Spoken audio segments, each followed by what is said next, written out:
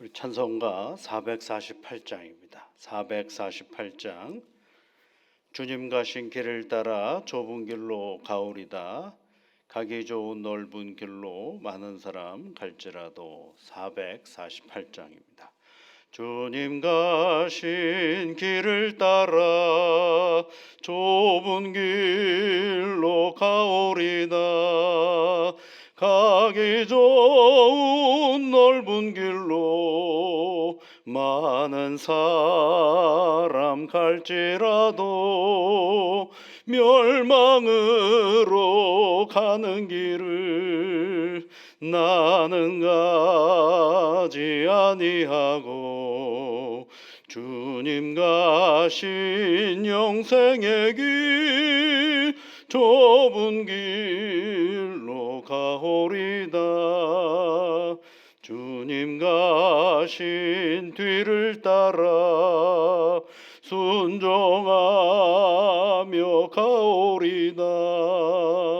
많은 사람 믿음 없이 넓은 길로 갈지라도 멸망으로 가는 길을 나는 가지 아니하고 주님 가신 생명의 길 좁은 길로 가오리다. 주님 가신 진실한 길 의의 길로 가오리다. 좁은 문과 좁은 길은 십자가의 길이오나 영생 영광 바라보며 천국 가는 길이오니 죽기까지 주님 가신 길을 따라 가오리다.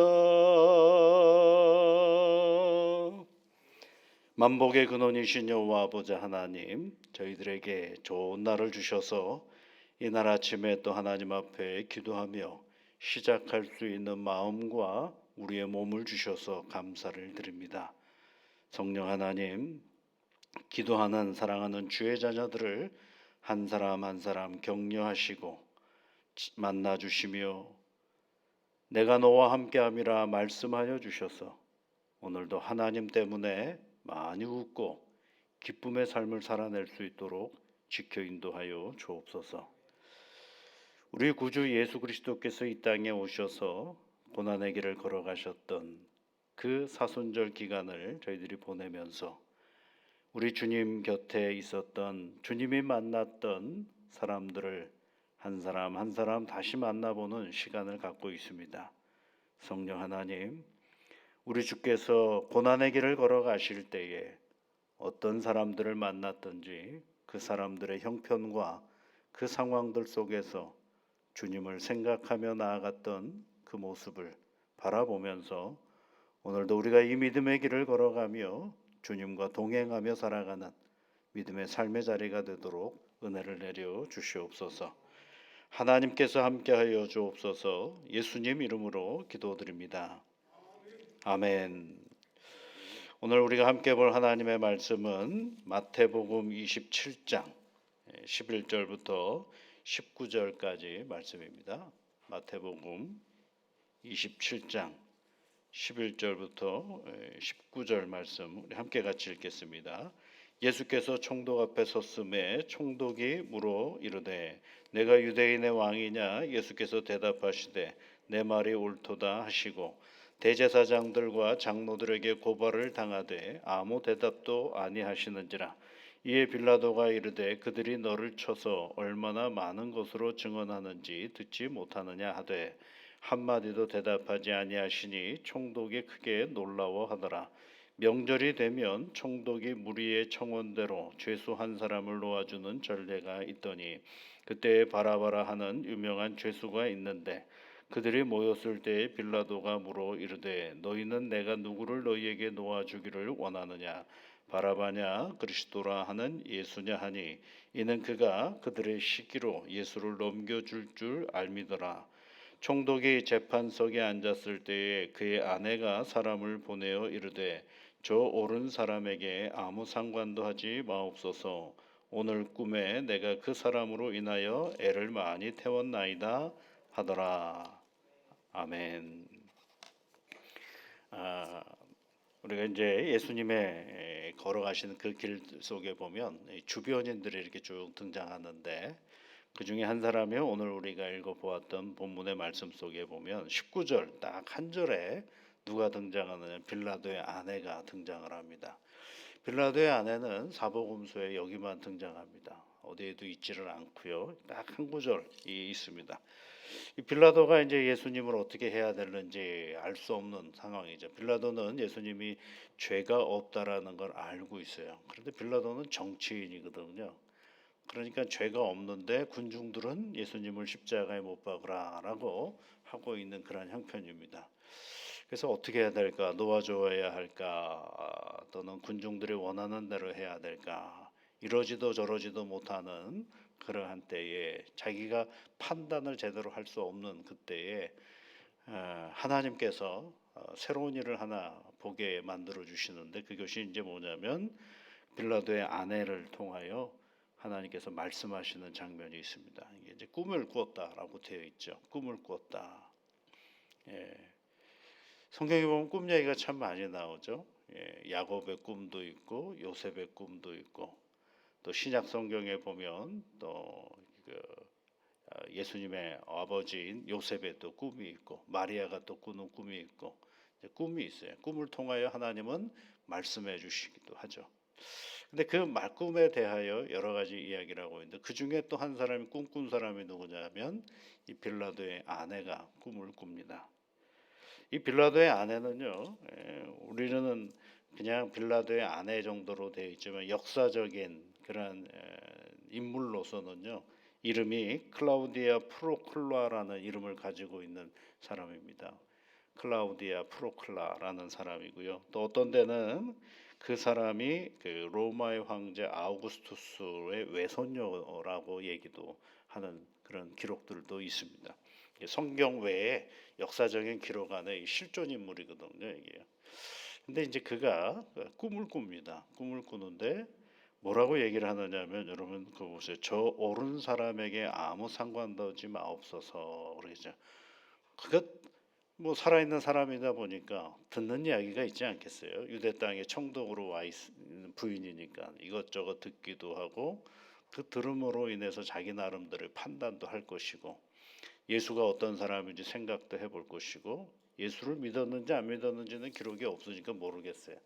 그러나 그의 꿈속에 어떤 꿈을 꿨는데 그가 그 꿈을 통하여서 무슨 판단을 하기 시작하냐면 내가 그 사람으로 인하여 애를 많이 태웠다 이렇게 되어 있어요. 그 사람으로 인하여 마음이 많이 불편한 것입니다. 그러니까 그 꿈을 꾸고 나서 이제 빌라도에게 사람을 보냅니다. 사람을 보내어서 저 오른 사람에게 아무 상관도 하지 마라라고 얘기를 하는 그 장면이 있습니다. 사람들은 참 재미있는 사람들이 많아요. 딱 이 한 빌라도의 아내가 한 이 한마디를 가지고 소설을 쓴 사람들도 있어요. 꽤 두꺼운 소설을 썼어요. 앙투아네트 메이라는 사람이 빌라도의 아내라는 그런 소설을 썼죠. 아주 재미있게 이것저것 내용들이 많아가지고 썼는데 이제 성경 밖에 있는 자료들도 많이 가지다가 소설을 쓰기도 합니다. 근데 중요한 건 뭐냐면요.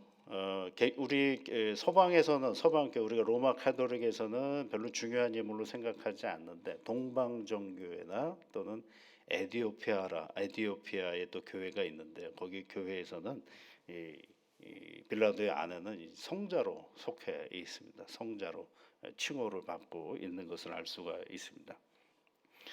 그러니까 이제 빌라도가 예수님이 죄가 없다라는 걸 그가 너무 잘 알거든요.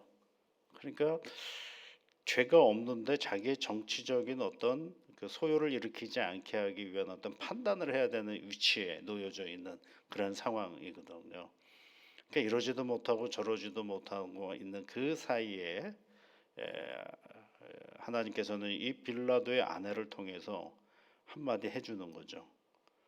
왜냐하면 유대인들이 와서 얘기하는 것이 아니고 자기의 가장 가까운 사람이 와서 얘기를 하는 것입니다. 그런데 가장 가까운 사람이기 때문에 잘 안 들을 수도 있어요. 그러나 전혀 그 신앙의 자리하고 상관없는 어떤 사람을 통하여 얘기를 들어보면 또 생각한 바가 또 다를 수도 있는 그런 입장인데 전혀 반대로 가죠. 그래서 마침내 이제 예수님을 십자가에 이제 못 박는 일에 빌라도가 앞장서는 거죠. 그가 그 일로부터 벗어날 수 있는 기회가 있었다는 것입니다. 그 일로부터 벗어날 수 있는 기회가 있는 거죠. 그래서 그 기회를 잃어버림으로 말미암아서 빌라도는 영원토록 오늘날 우리도 빌라도를 한 번도 만나보지 못했는데도 본디오 빌라도에게 고난을 받으시고 이 얘기를 우리는 여전히 하고 있는 것을 알 수가 있습니다. 그러니까 이 빌라도는 예수님이 무죄하다라는 걸 알아요. 그래서 마태복음 우리가 읽지 않았지만 27장 뒷부분에 가 보면 내가 무죄한 피로 말고 죄를 범하였도다. 예수님의 무죄함을 발견하고요. 나중에 이제 가룟 유다 같은 경우도 예수님을 팔고 나서 그가 후회하면서 뭐라 그러냐면 마태복음 27장 41절 말씀 내가 무죄한 피로 말고 피를 말고 죄를 범하였도다. 그러니까 무죄한 피를 팔고 죄를 범하였다라고 스스로 얘기를 하죠. 또 이런 사람도 있죠. 누가복음 23장에도 보면 또 백부장인가요? 그런 얘기를 하죠. 이 사람이 행한 것은 옳지 않다라는 표현들도 하고, 그 다음에 이제 또 강도가 또 그런 얘기도 하죠. 강도 한 사람이 예수님을 향하여서 이 사람이 행한 것은 옳지 않은 것이 하나도 없다라고 얘기를 합니다. 그러니까 예수님을 바라보면 예수님이 뭔가를 잘못한 게 없으시다라는 것들을 알 수가 있는데 예수님을 바라보지 않고 뭘 자꾸 보냐면 주변을 자꾸 바라보다 보면 그 판단과 생각들이 흐려지게 되는 경우가 있어요. 그래서 이 빌라도의 아내를 통해서 빌라도가 한 번쯤 더 생각해 볼 수 있는 기회를 갖게 되는데 전혀 그런 것에 대하여 관심을 두고 있지 않다라는 것을 알 수가 있습니다. 여러분, 하나님은 여러분 우리에게 어떤 순간에 어떤 상황 속에서도 한 말씀 우리에게 꼭 해주십니다. 그 판단, 그 생각들을 잘하고 파악하고 나가는 것들이 굉장히 중요하다라는 것을 이 빌라도의 아내의 이야기 한 절을 통하여 우리에게 또 말씀해 주고 있는 것입니다. 성경은 여러분 이야기가 많으면 중요한 사람이고 이야기가 없으면 중요하지 않은 게 아닙니다. 사람의 이야기가 많으면 그 사람의 이야기 신앙이 좋은 것도 아니고 그 사람의 이야기가 전혀 없다고 신앙이 없는 것도 아닙니다. 그러니까 그 말씀을 우리가 읽어 나갈 때 그 중심에 누가 있어야 되느냐 하면 예수 그리스도가 있어야 되는 것입니다. 예수 그리스도가 있어야 그것이 신앙의 내용을 우리가 잘 파악해 볼 수가 있는 것입니다. 하나님은 빌라도를요 한 번쯤 더 돌이킬 수 있는 그의 의지와 결단을 주시는 것입니다. 그래서 오늘 성경 말씀에 보면 계획된 게 아닙니다. 이게요. 의도된 게 아니고 그냥 어느 날 갑자기 한 사람의 마음 가운데 마음의 애씀과 안타까움을 주셔가지고 그것을 다른 사람에게 말씀해 주고 있는 거죠. 하나님은 끊임없이 우리들에게 그런 경우들을 많이 주시는 것들이 있어요. 그래서 여러분도 잘 귀 기울이셔야 됩니다. 하나님이요 우리에게 말씀을 통해서도 얘기해 주시면 우리에게 전혀 생각하지 않았던 어떤 상황과 형편들 속에서도 끊임없이 우리에게 말씀해 주시기도 하고 판단해 주시기도 하는 것입니다. 빌라도가 그걸 못 받아들인 이유는 뭐냐면 인생이 너무 복잡하기 때문에 그래요. 인생이 너무 복잡하게 예수가 죄가 없다라는 생각을 그가 했다라고 한다면 거기에 판단을 맡겨야 되는데 그렇게 하지 못하는 거죠. 왜냐하면 그렇게 했을 때 벌어질 일, 저렇게 했을 때 벌어질 일, 인생사가 너무 복잡해서 그 판단을 제대로 못합니다. 나중에 이 빌라도는 여러분 10년 동안의 유대 총독으로 있다가 사마리아의 지역에서 대학살이 일어납니다. 엄청난 사람이 죽어나가는 것 때문에 징계를 받아가지고 저쪽 유럽 쪽으로 추방을 당해요. 근데 그 유럽에 추방당해 있다가 거기서 그 비엔나인가에 거기서 추방당해 있다가 거기서 그것이 너무 마음에 불편함이 있어가지고 스스로 자결해버리고 많은 사람이 이 빌라도입니다. 그러니까 하나님께서는 여러분 우리로 하여금 복의 길로 가도록 늘 말씀해 주셔요. 복의 길로 가도록. 그런데 그것에 귀를 기울이지 않으면 왜 귀 기울이지 못한다고요? 복잡하기 때문에 그럽니다. 인생사가 얽히고 설킨 게 너무 복잡하면 말씀이 제대로 들어오질 않습니다. 하나님께서 주시는 사인을 우리가 제대로 못 받아들일 때가 있어요. 그래서 교회 생활을 하실 때 여러분 신앙생활을 할 때 생각할 수만 있다라면 단순하게 하셔야 됩니다. 그래 너무 복잡해지면 누구의 말씀을 못 들을 가능성이 많아요. 하나님의 말씀을 못 들을 가능성이 많아요. 애써서 버릴 것들은 차근차근 벗어버리고요. 다시 챙겨야 될 것들은 또 차근차근 생겨서 그렇게 가는 것입니다. 빌라도가 비록 총독이어서 판단해야 될 것들이 여러 가지가 많이 있었지만 그의 중심이 무죄하다, 예수님이 죄가 없다라는 사실을 알았다라면 총독의 권위로 그것을 능히 끌고 나갈 수가 있는 그런 위치인데 자기 이익 생각해야죠. 누군가 유대인의 눈치를 봐야 되겠죠. 로마의 황제의 눈치를 봐야 되겠죠. 그러다가 보니까 결국은 어떻게 됐어요? 스스로 자기가 죽는 꼴이 돼버리고 말았죠. 여러분 신앙은 누구의 눈치를 보는 거냐면 하나님의 눈치를 보는 것입니다. 그러면 신앙을 좀 단순하게 가려면 그 신앙의 자리가 제일 잘 드러나는 자리가 언제이냐면 나 혼자 하나님 앞에 서 있을 때입니다. 거기에 신앙의 자리가 제대로 드러납니다. 거기서 바르게 드러나지 않으면 사람 앞에 서는 건 아무 의미가 없어요. 하나님과 나와의 관계에서 나 혼자 있을 때 내가 하나님을 찾고 있느냐, 나 혼자 있을 때 하나님과 함께하고 있느냐가 제대로 설정이 되어야 다른 사람 앞에 설 때 그 사람 앞에 당당할 수도 있고 때로는 사람을 사랑할 수도 있고 때로는 하나님의 그 관계가 아니라면 과감하게 내 손해와 이익을 초월해서 그것을 벗어버릴 수가 있게 되는 것입니다. 나 혼자 하나님 앞에 잘 서 있으면 여유가 있습니다. 누구 눈치 볼 일이 없거든요. 그래서 가까이 오면 그 사람이 가까이 오면 가까이 오는 대로 그 사람이 멀리 가면 멀리 가는 대로 그건 하나 중요하지 않거든요. 누가 나와 함께 하기 때문에요? 하나님이 나와 함께 하기 때문입니다.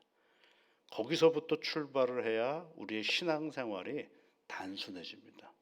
단순해야 누구를 볼 수 있느냐면 주님을 온전히 보면서 이 신앙의 길을 걸어갈 수가 있게 되는 것입니다. 계속 빌라도에게 하나님께서 사인을 주셔요.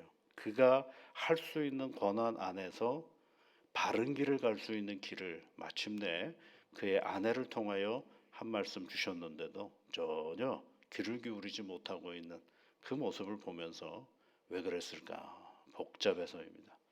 여러분, 우리가 세상을 살아가면서요, 자꾸 우리를 비비꼬게 만드는 복잡한 일들이 많습니다. 그럴 때 적절하게 버릴 것들은요, 과감하게 버리십시오. 그래야 단순해야 누구랑 갈 수 있느냐면 주님하고 갈 수 있습니다. 주님하고 가야 사실은 모든 것들이 제대로 된 길을 걸어갈 수가 있게 되는 것입니다. 신앙인 것처럼 여겨지는 복잡한 일들이 많습니다. 가만히 살펴보십시오. 버려야 될 것들이 굉장히 많습니다. 우리의 체면도 그렇고요. 우리의 자존심도 그렇고요. 이 모든 것들이 다 예수 앞에는 하나 중요하지 않은 것입니다. 그런데 놀라운 것은 예수님 앞에 하나님 앞에 우리가 잘 서 있으면 세상 생각보다 자존심을 하나님께서 세워주시고 우리의 체면을 하나님께서 세워주시는 것이 또 하나님이 행하시는 일인 것입니다. 참 안타깝더라고요. 빌라도가 아내의 말 한마디만 들었으면 어떠했을까? 그의 생각이 어떠했을까? 그의 판단이 어떠했을까? 하는 그런 마음 또한 갖게 되는 그런 장면입니다. 여러분, 오늘도 우리 신앙의 길을 걸어가면서 전혀 예상하지 않았던 빌라도와의 아내와 같은 사람의 역할들이 누군가가 우리에게 다가올 것입니다. 귀를 잘 기울여 보시고 그 생각이 내 생각과 가지고 내가 한쪽 갈등하고 있을 때 그 생각들을 잘 기억하고 판단해서 하나님께로 한 걸음 더 가까이 가는 믿음의 자리가 되시기를 주의 이름으로 축복합니다. 같이 기도하겠습니다. 하늘에 계신 우리 아버지, 아버지의 이름을 거룩하게 하시며 아버지의 나라가 오게 하시며 아버지의 뜻이 하늘에서와 같이 땅에서도 이루어지게 하소서. 오늘 우리에게 일용할 양식을 주시고 우리가 우리에게 잘못한 사람을 용서하여 준 것 같이 우리를 시험에 빠지지 않게 하시고 악에서 구하소서. 나라와 권능과 영광이 영원히 아버지의 것입니다.